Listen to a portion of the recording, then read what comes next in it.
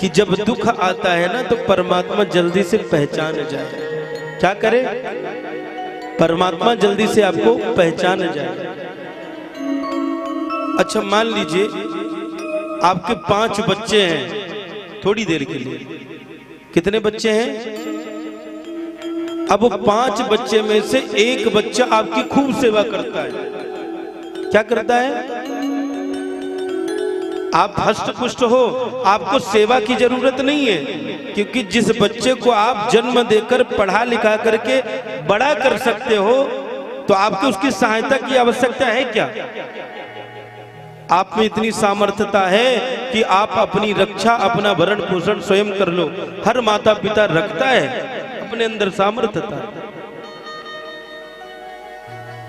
लेकिन मान लीजिए कि उसका आपके प्रति अद्भुत प्रेम है, अगाध प्रेम है।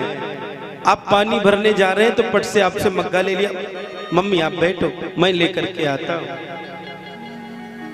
मैया थक करके आ गई तो चरण को पकड़ लिया, दो मैया थोड़ी मालिश कर दो। मैया भूखी है, बिस्किट लेकर के आया तो पहले मैया को बोलता ले मैया पहले तू खा ले।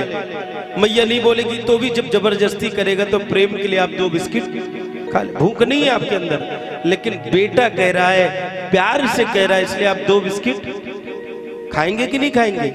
बच्चे का मन रखने के लिए।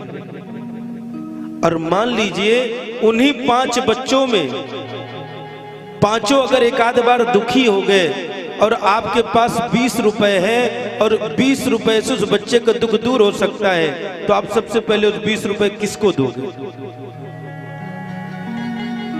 कौन से वाले बच्चों को दोगे? जो आपकी सेवा करता था उसको, कि जो तुमको फिर के कभी झांका नहीं उसको? जोर से बोलो।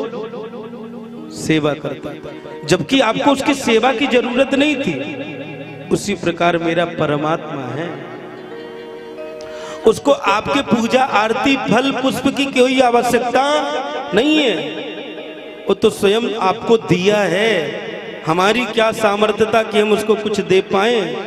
केवल तेरा तुझको अर्पण। हमारी कोई सामर्थ्यता कि नहीं कि हम उसको कुछ दे पाए, लेकिन जो भी उसने दिया है उसमें से जब आप उसको अर्पण करते हैं तो उसको आपका प्रेम दिखता है कि कम से कम ये शुक्रिया अदा तो करता है, कम से कम जो मैंने दिया उसके लिए याद तो करता है। तो जिस दिन आपको तकलीफ होगी उस दिन आपको